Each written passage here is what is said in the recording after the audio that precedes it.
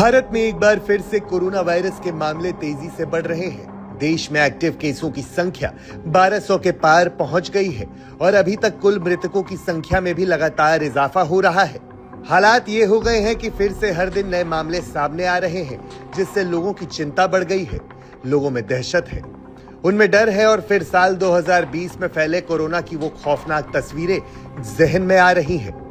ऐसा इसलिए क्योंकि तेजी से बढ़ते संक्रमण ने लोगों को भयावह कोरोना काल की याद दिला दी है।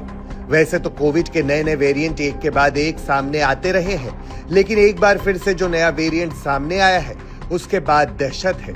कुछ राज्यों में तो कोरोना के मामलों में बहुत तेजी से बढ़ोतरी हो रही है, जिससे अस्पतालों में लंबी लंबी कतारें लग रही हैं। आइए बताते हैं किन राज्यों पर कोरोना का सबसे ज्यादा प्रकोप देखने को मिल रहा है।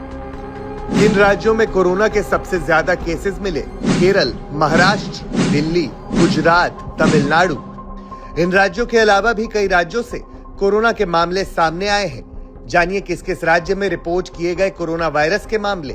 इन राज्यों में रिपोर्ट किए गए कोरोना वायरस: कर्नाटक, पुडुचेरी, गुजरात, राजस्थान, हरियाणा, पश्चिम बंगाल, उत्तर प्रदेश, सिक्किम।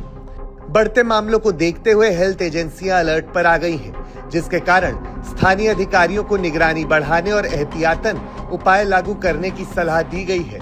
हालात को देखते हुए एहतियातन बरतना बेहद जरूरी है। आइए बताते हैं कि कैसे बरत सकते हैं सावधानी।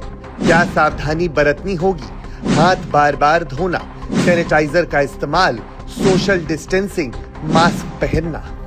बढ़ते कोरोना के मामलों पर हेल्थ एक्सपर्ट्स का कहना है कि ये जो कोविड-19 वायरस है, ये अब हमारे साथ रहेगा। इसलिए सावधानी बरतना बेहद जरूरी है, क्योंकि जब मामले कम होते हैं लोग मास्क, सैनिटाइजर और सामाजिक दूरी जैसे नियम भूल जाते हैं। इससे वायरस को फिर से फैलने का मौका मिलता है। घनी आबादी वाले शहरों जैसे दिल्ली और मुंबई में ये तेजी से फैलता है। साथ ही बता दें कि कोरोना ने सिर्फ भारत में ही नहीं, दुनिया भर में पैर पसारना शुरू कर दिया है।